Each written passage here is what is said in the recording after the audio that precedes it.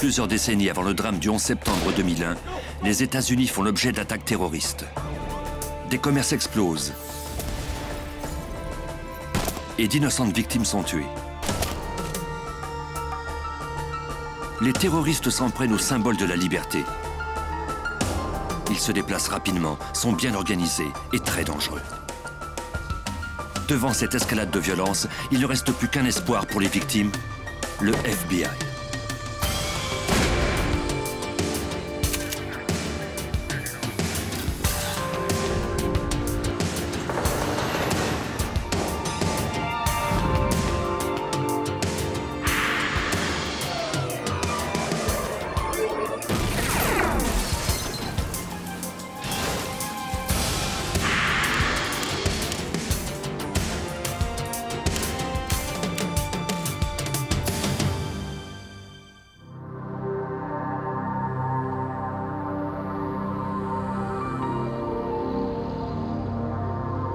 La ville de New York, en 1977.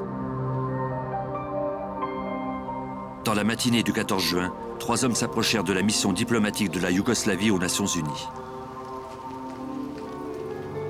Devant l'immeuble, un agent de police de la ville de New York surveillait les lieux. À l'intérieur, des agents de sécurité yougoslaves assuraient la sécurité. L'un d'eux vérifiait les papiers d'identité des visiteurs.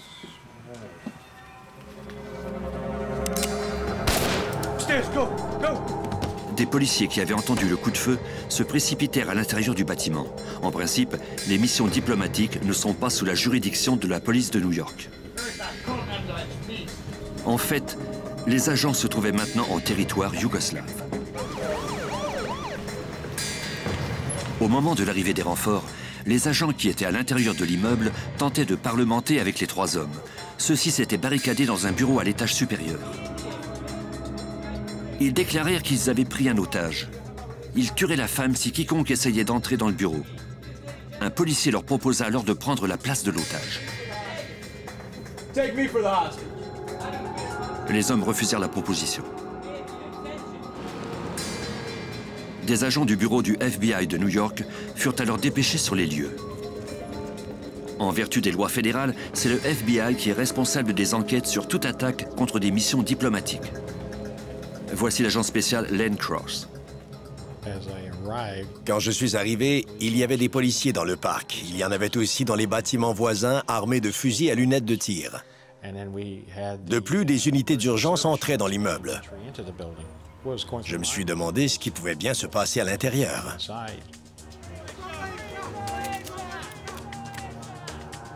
Les suspects apparurent à l'une des fenêtres à l'étage, brandissant le drapeau de la Croatie, et ils lancèrent des tracts de propagande dans la rue. Les terroristes demandaient l'appui des Nations Unies pour forcer la Yougoslavie communiste à accorder l'indépendance à la Croatie. Ils faisaient de la publicité pour leur cause. Ils voulaient montrer que le régime communiste de la Yougoslavie opprimait le peuple croate. Un expert en négociation pour la libération d'otages parlementa avec les ravisseurs pendant près de 2 heures. Les hommes acceptèrent enfin de sortir à la condition d'être mis en détention par les autorités américaines et non celles de la Yougoslavie. Ils se protégeaient des autorités yougoslaves parce qu'ils savaient qu'ils seraient tués si la police de ce pays les capturait.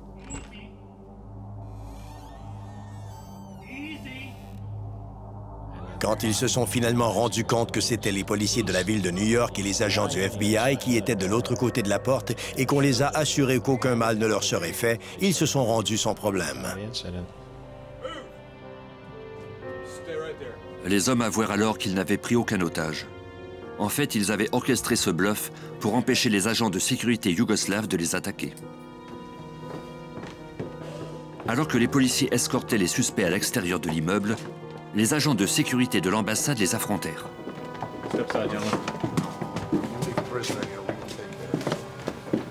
Ils demandèrent aux policiers de leur confier les extrémistes. This is Yugoslavian mission. You have no right here. This is territory of Yugoslavia. Put the guns down. This is New York City.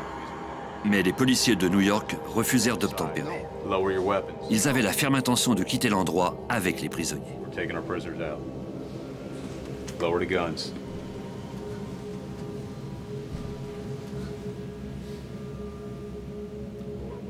Les agents de sécurité les laissèrent finalement partir. C'était la première fois qu'une mission étrangère en sol américain était prise d'assaut de la sorte. Un des employés avait été grièvement blessé.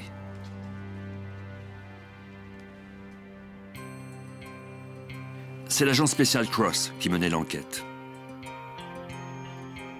Il tenta d'établir le mobile de l'attaque en tenant compte du long passé de haine et de violence entre Serbes et Croates qui se disputent depuis toujours les mêmes territoires d'Europe de l'Est.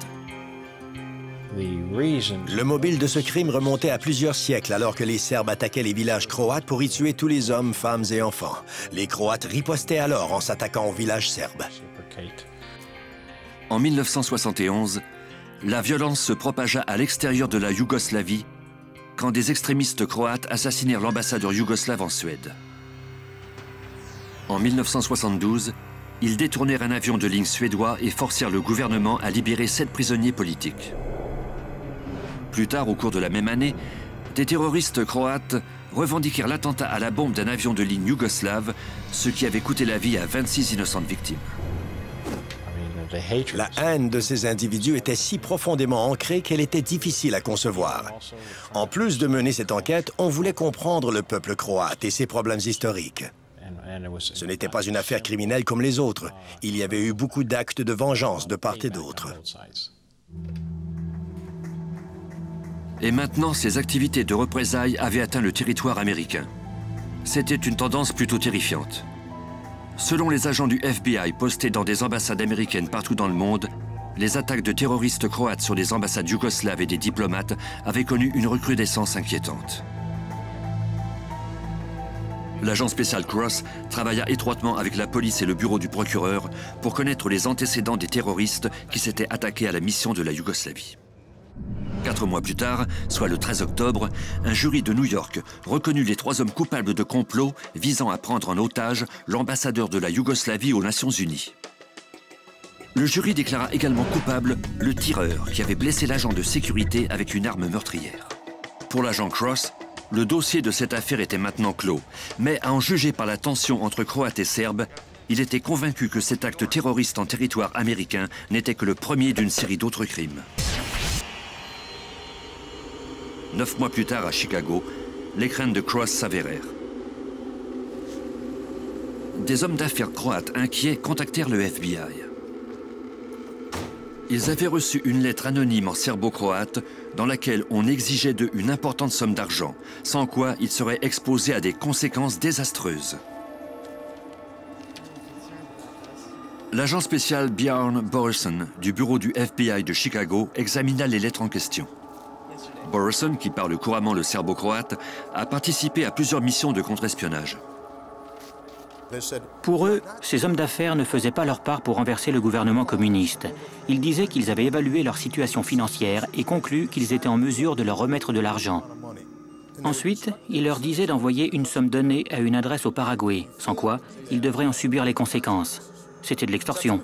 En tout cas, c'est ainsi que le FBI le voyait. Il forçait ces individus à leur donner de l'argent. Les agents ignoraient toutefois si les auteurs de ces lettres étaient des espions serbes ou des criminels croates. Ils savaient toutefois que ces types avaient ratissé large. De fait, 52 lettres ciblant des hommes d'affaires croates furent recueillies par des agents du FBI partout aux États-Unis. Les lettres étaient à peu près identiques à une exception près. La somme exigée variait selon la personne à laquelle elle avait été envoyée. La plupart des individus qui avaient reçu ces lettres d'extorsion étaient bien nantis, ou du moins à l'aise financièrement. Ils avaient la capacité de payer la somme exigée. À New York, l'agent spécial Len Cross dirigeait l'enquête relative à ces lettres d'extorsion. Pour trouver des pistes, il contacta Pero Vučas, un auteur d'essais politiques d'origine croate qui vivait dans Queens. Il était reconnu pour ses positions pacifiques. On pensait qu'il nous aiderait à identifier ceux qui avaient envoyé ces lettres. L'agent Cross demanda à Vučas s'il croyait que les auteurs de ces lettres étaient croates comme lui. Pour lui, aucun Croate n'aurait pu écrire ces lettres et exiger de telles sommes. Vučas était plus enclin à croire que le gouvernement serbe de la Yougoslavie était à blâmer. Selon lui, ces lettres avaient vraisemblablement été rédigées par le service secret du gouvernement yougoslave pour semer la confusion au sein de la communauté croate. La plupart des hommes ciblés étaient non violents. Ils espéraient voir le gouvernement yougoslave renversé de façon pacifique. Il y en avait toutefois certains parmi eux qui auraient eu recours à la violence si nécessaire. Vučas croyait que les lettres étaient une tentative des espions serbes pour nuire aux demandes d'indépendance des Croates. Je lui ai laissé ma carte de visite et lui ai dit « Si vous pensez à quoi que ce soit d'autre, appelez-moi. »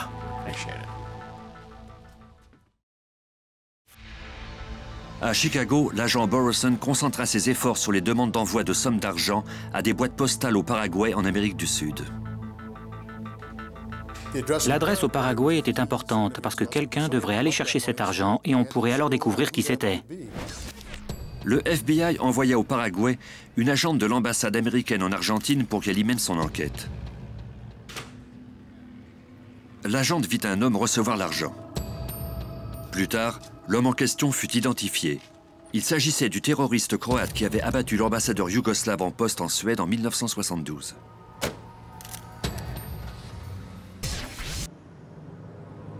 Un mois plus tard, à New York, l'affaire prit une tournure encore plus inquiétante quand un homme contacta les chaînes de télévision locales pour signaler qu'il avait posé 2 bombes dans la ville. Une au siège des Nations Unies et une autre à la gare Grand Central. En 1978, le FBI faisait enquête sur un groupe de terroristes croates qui avaient eu recours à des manœuvres d'extorsion pour financer leur cause. À New York, 2 chaînes de télévision locales avaient reçu un appel d'un homme qui disait avoir posé 2 bombes, dont une aux Nations Unies.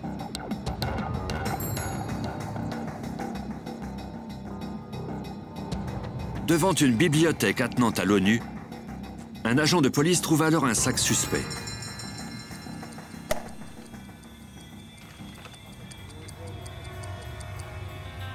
Il alerta aussitôt l'escouade anti-bombe de la police métropolitaine de New York. Les enquêteurs trouvèrent alors un mot écrit en serbo-croate. On y demandait l'indépendance du peuple croate et on y déclarait « Ceci n'est que le début, nous sommes des kamikazes ». Les experts désamorcèrent soigneusement l'engin explosif composé de dynamite et d'un détonateur. La minuterie indiquait que la bombe devait exploser dans moins d'1 heure. La bombe aurait dû exploser, mais quelque chose avait fait défaut. À Grand Central, les policiers trouvèrent la 2e bombe cachée dans un casier. Une fois de plus, les explosifs étaient accompagnés d'une lettre demandant l'indépendance de la Croatie. Si l'une de ces bombes avait explosé, les pertes humaines et matérielles auraient été désastreuses. Ces mots étaient écrits sur les murs. La situation devenait de plus en plus violente et les attentats plus fréquents. Le FBI était persuadé que ce n'était qu'une question de temps avant que quelqu'un ne soit tué.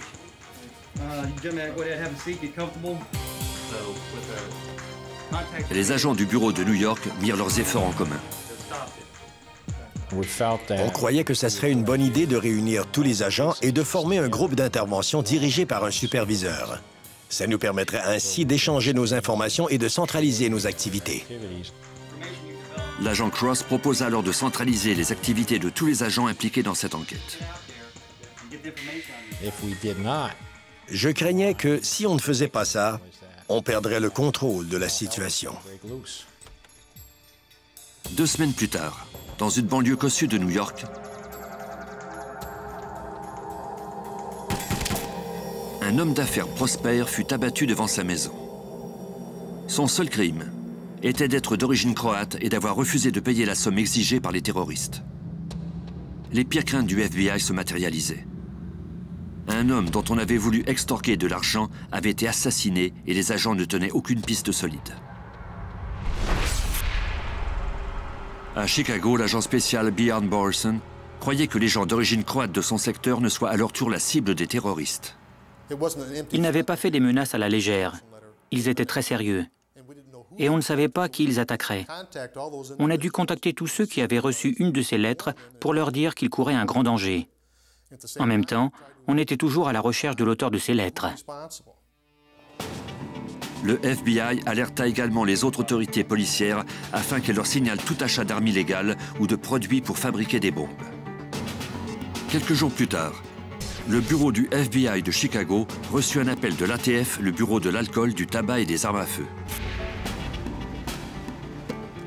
Un homme d'origine croate, reconnu pour ses idées extrémistes, avait essayé d'acheter de la dynamite. Ils venaient d'arrêter un type au cours d'un coup monté alors que celui-ci leur achetait 2 caisses de bâtons de dynamite. L'homme avait rencontré les agents de l'ATF pensant qu'il achetait de la vraie dynamite, mais ceux-ci lui en avaient vendu de la fausse. L'acheteur s'appelait Ivo Afinic. Il occupait l'un des rangs élevés au sein du mouvement indépendantiste Otpor. À l'évidence, ils avaient l'intention de faire beaucoup d'autres bombes. Le nom complet de ce mouvement est Hrvatski Narodni Otpor, ce qui signifie résistance populaire croate. Le mot Otpor signifie résistance. Même si la majorité des membres d'Otpor étaient d'honnêtes citoyens, le FBI croyait qu'une faction criminelle travaillait au sein de l'organisation et qu'elle avait extorqué de l'argent et tué des hommes d'affaires croates.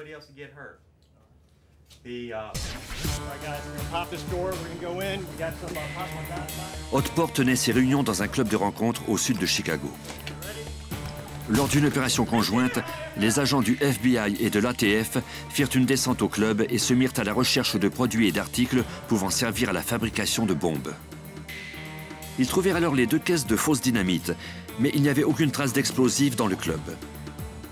Malgré des fouilles exhaustives, on ne disposait d'aucun indice permettant de faire accuser Ivo Afinic. Le même jour, dans un autre quartier de Chicago, Daniel Nikolic ouvrit son commerce. Nikolic faisait partie des quelques dizaines d'hommes d'affaires d'origine croate ayant reçu une lettre d'extorsion. Ce fabricant d'armoires avait refusé de se laisser intimider.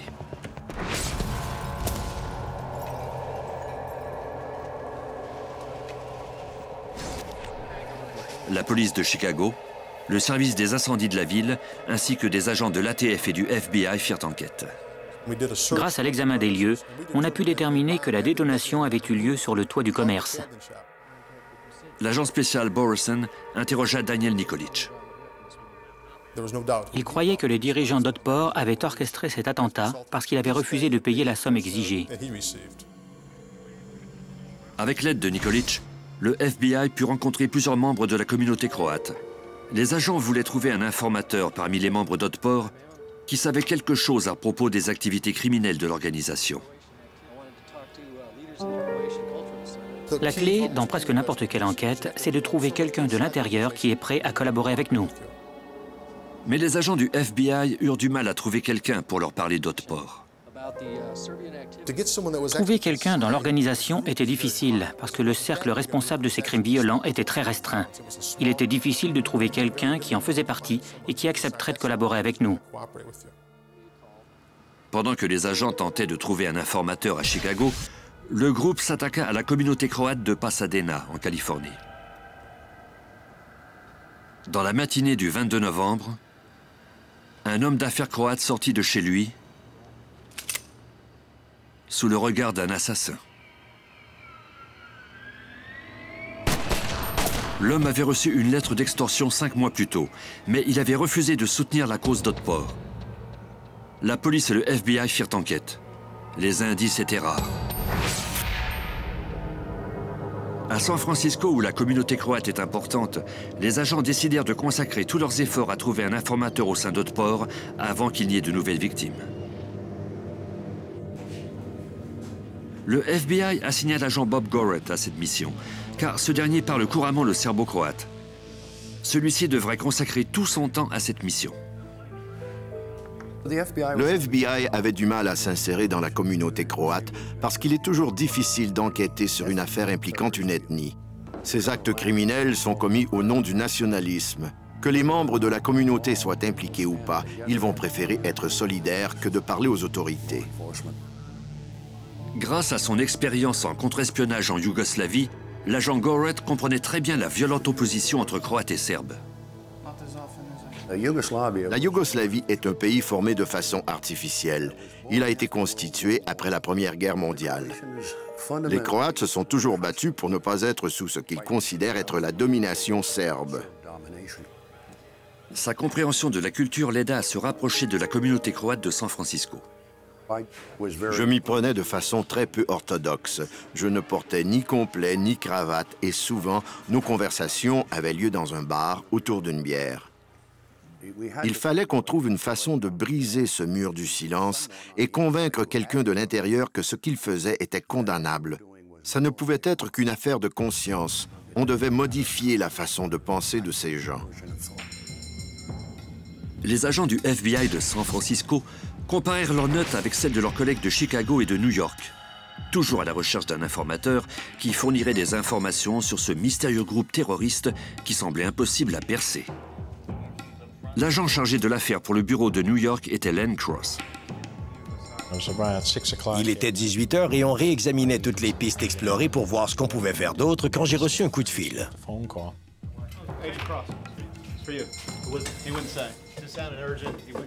Après 4 mois de silence, Pero Vučas, l'auteur et activiste croate, voulait à tout prix parler à Cross. Et il a dit, je dois vous parler immédiatement. J'ai reçu une lettre de menace. Je vais vous dire tout ce que je sais. Je connais les auteurs de ces actes. C'était peut-être le coup d'envoi dont le FBI avait besoin. J'ai dit, d'accord, j'arrive tout de suite. Je vous rencontre chez vous.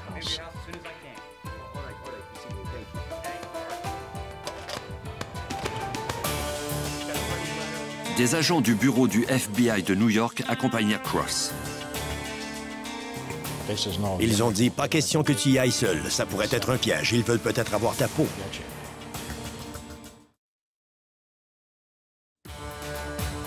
Des agents de partout aux États-Unis tentaient d'infiltrer une organisation terroriste qui extorquait de l'argent à des hommes d'origine croate et qui les assassinait s'ils n'obtempéraient pas. Pero Vučas, un auteur d'essais politiques d'origine croate, avait demandé à l'agent Len Cross de venir chez lui. Il était enfin prêt à parler. Il était très inquiet, il avait peur et bien sûr, il voulait me montrer la lettre. Cette lettre disait essentiellement qu'il ferait mieux de se taire et que s'il désobéissait, il lui arriverait quelque chose de grave. À ce stade, il s'était rendu compte que ces types n'entendaient pas à rire et qu'ils avaient décidé de le prendre pour cible. Devant ce constat, il a décidé de s'adresser au FBI. Il nous a accordé sa totale confiance en espérant qu'on réglerait cette situation. Vučas déclara à l'agent Cross que certains membres d'Otpor étaient à l'origine de ces lettres et des meurtres. Il a dit, ce sont des criminels. Ce ne sont que des criminels qui ont infiltré les organisations croates. Il a ensuite nommé les types qui dirigeaient l'organisation partout au pays. Il ne pouvait pas nous dire précisément qui avait écrit ces lettres, mais il nous a pointé les types qui dirigeaient ces opérations. Selon Vučas, le quartier général d'Otpor aux États-Unis était situé à Chicago. Certains des terroristes vivaient dans le Midwest américain. C'était des informations importantes car elles nous permettaient d'assembler les morceaux du puzzle. À Milwaukee, au Wisconsin, les agents contactèrent un prêtre d'origine croate ayant une certaine influence sur la communauté croate du Midwest américain. Le père Bradas était reconnu pour son opposition à la violence. Les agents croyaient qu'il pourrait peut-être leur fournir des pistes solides. Un agent du FBI du bureau de Milwaukee l'interrogea à l'école élémentaire catholique où il travaillait. Pendant leur conversation, le père Bradas ouvrit son courrier. Un de ses colis contenait un livre. L'agent aperçut alors un fil électrique. Il a vu des piles, des fils et des explosifs.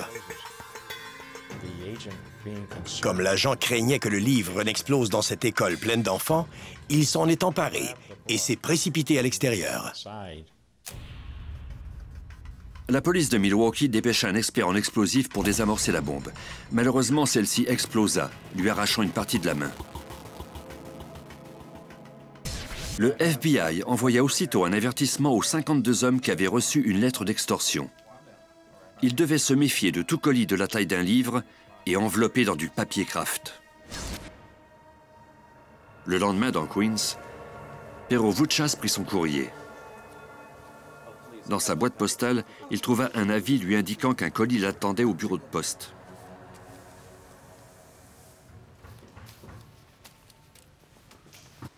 Le colis avait été mis sur une tablette près du comptoir.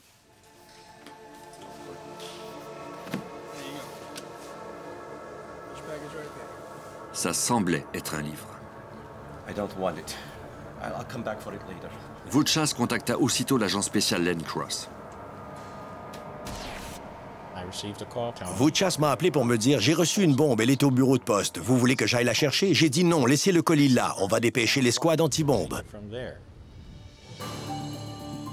Au labo du FBI, un expert en explosifs examina le colis. Il était pratiquement identique à celui qu'avait reçu le prêtre de Milwaukee. Ce livre piégé était similaire au premier de par sa conception. Il avait la même forme et le mécanisme de mise à feu était identique.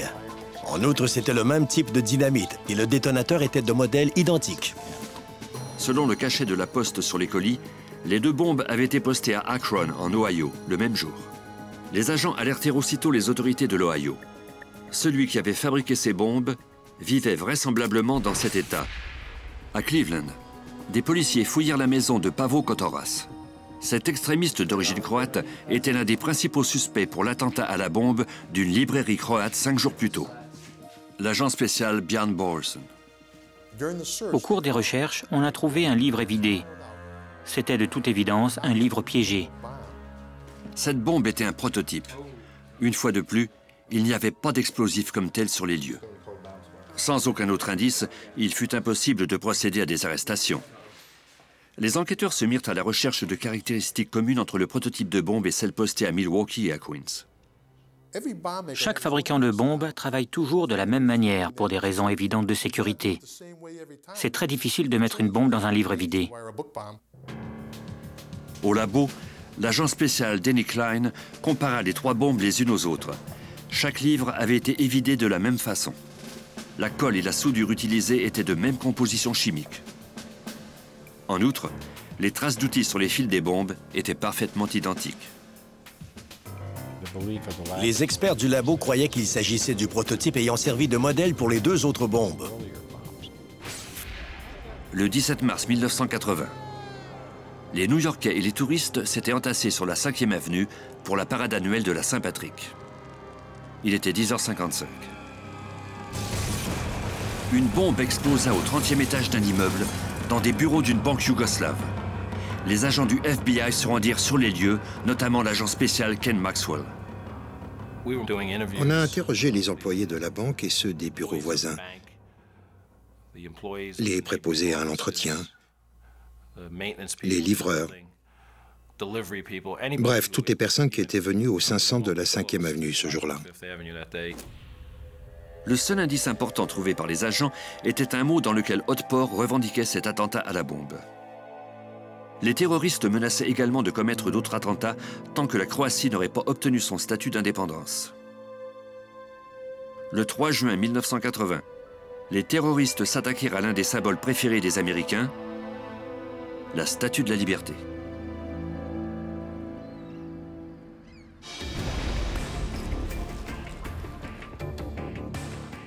L'agent spécial Ken Maxwell participa à l'enquête sur cet attentat. Quelqu'un s'était introduit dans le musée situé sous la statue. Dans ce musée, on raconte l'histoire de la fabrication de la statue et on peut y voir plusieurs photos. Il y a aussi une boutique de souvenirs. Tout ça avait été détruit. De fait, tout le bas de la statue avait subi d'importants dommages. Plusieurs groupes extrémistes revendiquèrent l'attentat, notamment l'Organisation de libération de la Palestine, des Cubains anticastristes et même des néo-nazis. Au début des années 80, il était courant que plusieurs groupes ou personnes revendiquent un même attentat. Les enquêteurs travaillèrent d'arrache-pied pour recueillir les fragments de bombes, en espérant que ces indices les aideraient à découvrir qui avait orchestré l'attentat. On a passé toute la nuit à fouiller dans les décombres. On a recueilli plusieurs composantes de la bombe.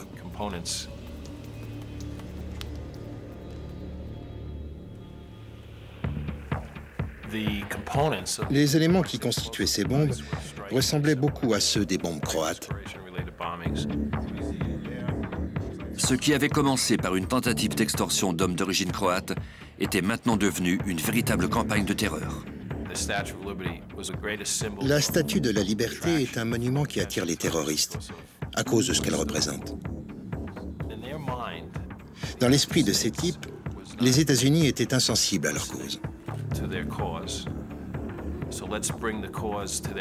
Ils se sont alors dit, portons notre cause à leur attention et montrons-leur que c'est important pour nous.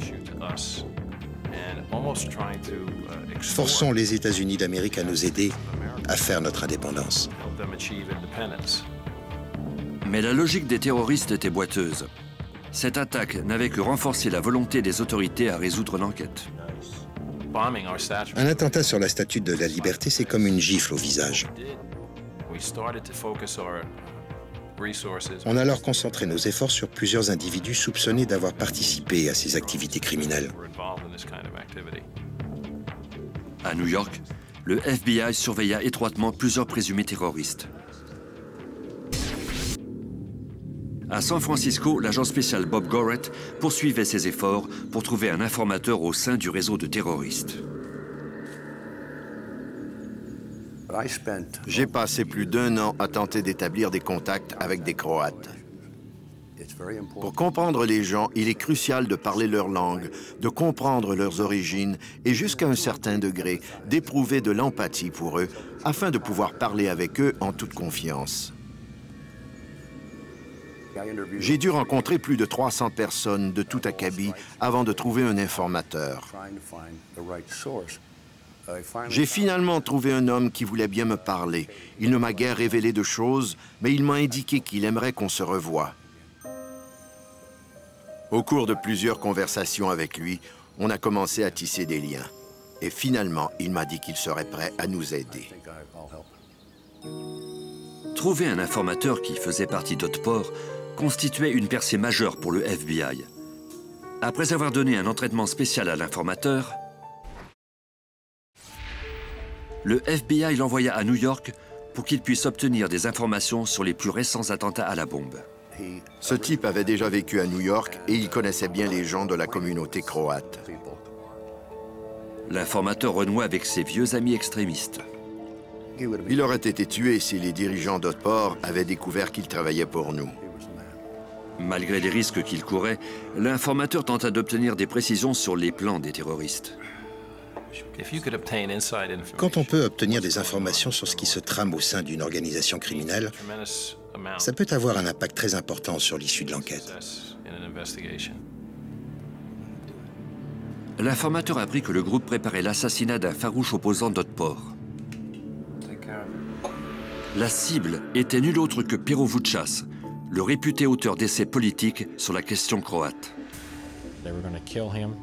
Il comptait l'abattre à la carabine au moment où il accompagnerait sa fillette de 6 ans à l'école le matin. S'ils rataient leur cible, ils risquaient de blesser l'enfant, mais ça ne les préoccupait nullement. Or, la plupart des agents et des enquêteurs qui travaillaient sur cette affaire avaient des enfants, et ils pensaient à cette fillette comme le ferait un père. Comment ces types pouvaient-ils faire une chose pareille? Selon l'informateur, le plan pour commettre ce meurtre était déjà en branle.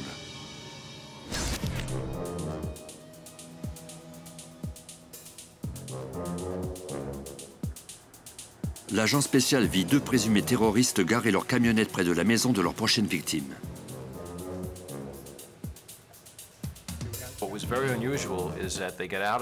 Ce qui était très étrange, c'est qu'ils sont descendus de la camionnette, qu'ils sont allés à l'arrière du véhicule pour y enlever une des vitres qu'ils ont remplacée par un morceau de carton.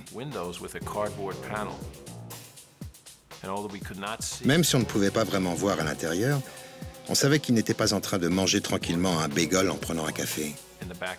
Ils se préparaient à assassiner cet homme.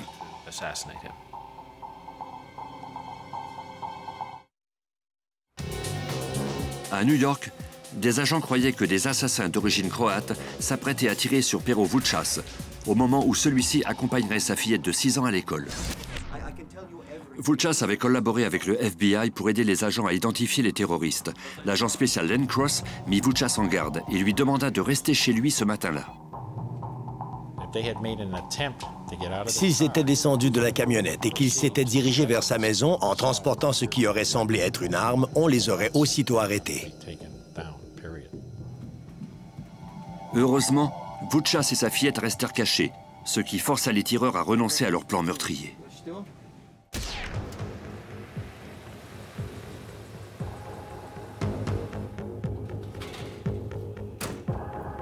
Le FBI décida de mettre sur écoute électronique l'homme qui, croyait-on, avait orchestré les attentats à la bombe de la côte Est, le président d'Otpor, Stepan Tsačić.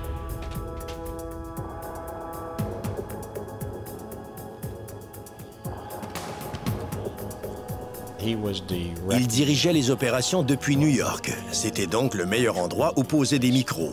Surtout que des individus venaient régulièrement le voir. C'était là qu'ils tenaient toutes leurs rencontres. L'agent spécial Bjarne Børresen. Il n'est pas facile d'entrer dans un immeuble et d'y poser des micros sans laisser de traces. Heureusement, le FBI excelle dans ce domaine.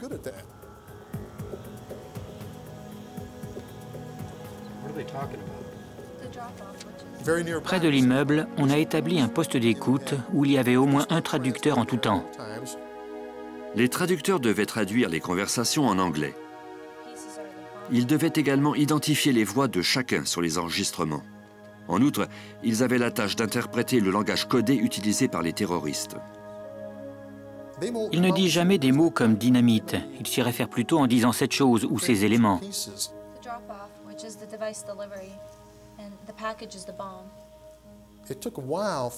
Ça nous a pris un moment pour comprendre de quoi ils parlaient et pour décoder leur vocabulaire et leurs phrases. Les conspirateurs se rencontraient fréquemment, généralement dans le sous-sol de Tsačić. Jako Dreven, un des hommes qui avait tenté d'assassiner Pero Vučas, était le lieutenant de Tsačić. Les traducteurs travaillaient jour et nuit à l'analyse de leurs conversations.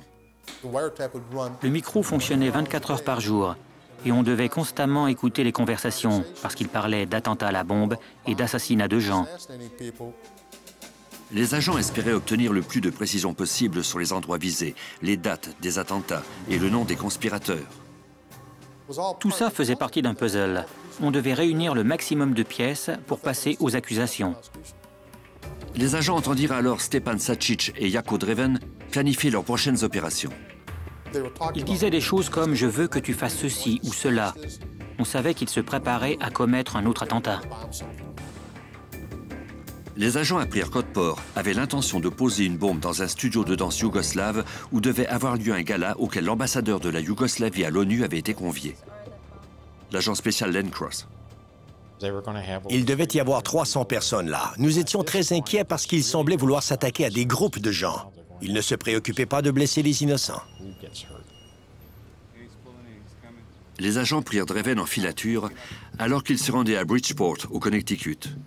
Il y rencontra un certain Vuka Julic. Quand il est entré dans la maison, il avait les mains vides.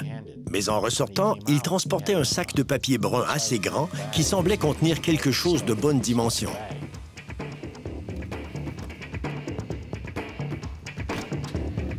Les agents suivirent Dreven alors qu'il rentrait à New York. Il alla chercher un autre membre d'Otpor. Les deux hommes se rendirent ensuite vers l'endroit ciblé. Ils faisaient constamment le tour du même bloc, à Manhattan.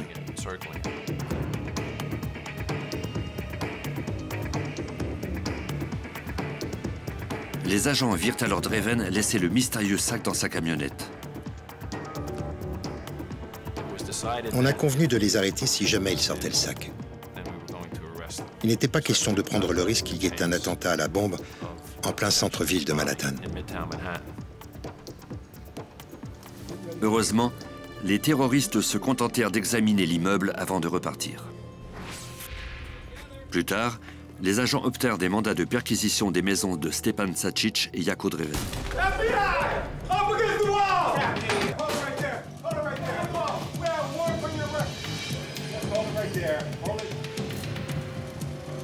Dans la maison de Dreven, l'agent Ken Maxwell trouva un sac d'apparence familière dans un placard.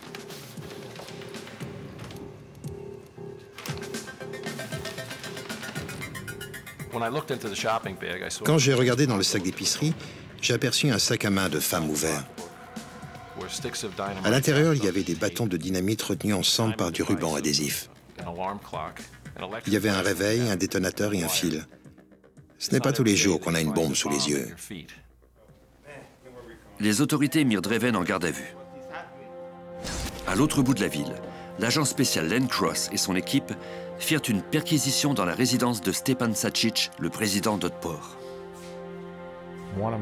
Un des membres de l'équipe examinait un tas de toiles de protection utilisées pour des travaux de peinture.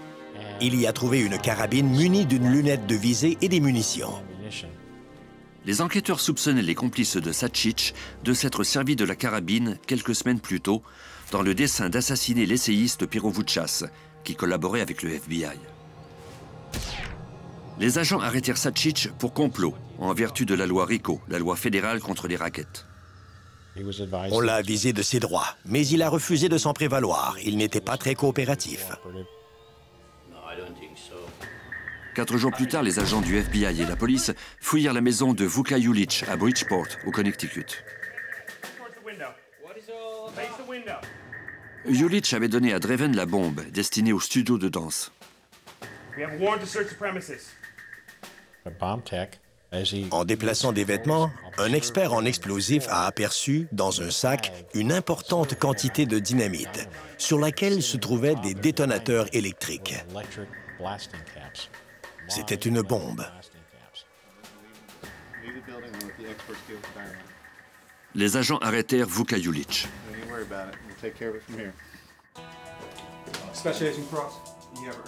Les agents contactèrent l'agent Cross à New York pour l'informer qu'ils avaient découvert l'un des principaux fabricants de bombes d'Otpor.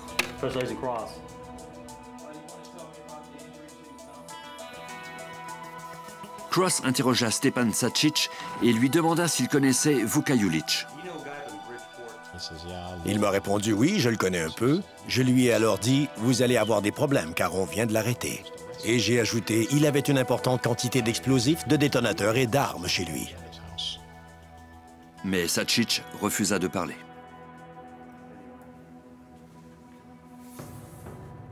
Les enquêteurs du bureau de New York firent appel à l'agent spécial Bob Gorrett de San Francisco pour interroger Julić.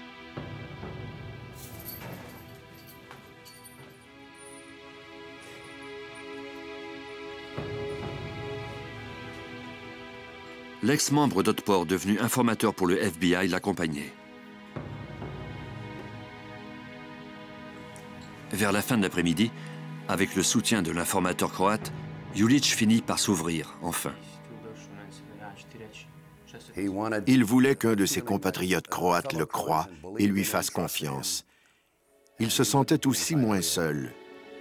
Quand il a enfin réussi à s'armer de courage, il a affirmé qu'il voulait parler. Et bien sûr, ça a été le moment clé de toute l'affaire. Vuka Julić déclara aux enquêteurs que d'autres membres d'Otpor l'avaient convaincu de tuer le chef de la communauté croate de Californie 2 ans plus tôt. Après avoir trinqué toute la nuit jusqu'aux petites heures du matin, il a décidé de faire quelque chose en faveur de la liberté du peuple croate et de tuer cet ennemi du peuple. Plus tard, il a réalisé que son geste n'avait rien apporté à la cause croate et qu'au contraire, la situation avait empiré. Je crois fermement qu'il est l'un de ceux qui regrettaient ce qu'il avait fait. Julić accepta de témoigner contre Sačić, Draven et les autres terroristes croates. Son témoignage était crucial pour démanteler le réseau de terroristes. Sa collaboration dans cette affaire nous a permis d'écraser cette organisation criminelle qui sévissait dans 4 villes différentes. On a littéralement pu éliminer les parrains de 4 familles. La loi RICO, créée initialement pour mettre un frein au crime organisé, fut utilisée pour la première fois contre des terroristes. En moins de 2 ans, 11 membres d'Otpor furent inculpés et condamnés à des peines d'incarcération allant jusqu'à 40 ans. Si vous voulez gagner contre des terroristes, vous devez faire participer des joueurs clés, des gens qui ont les connaissances et les ressources.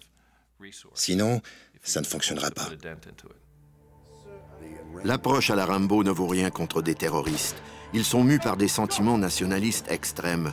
Si vous devez négocier avec eux, il vous faut atteindre leur cœur, leur esprit. Sinon, vous ne ferez que les empêcher de commettre un attentat.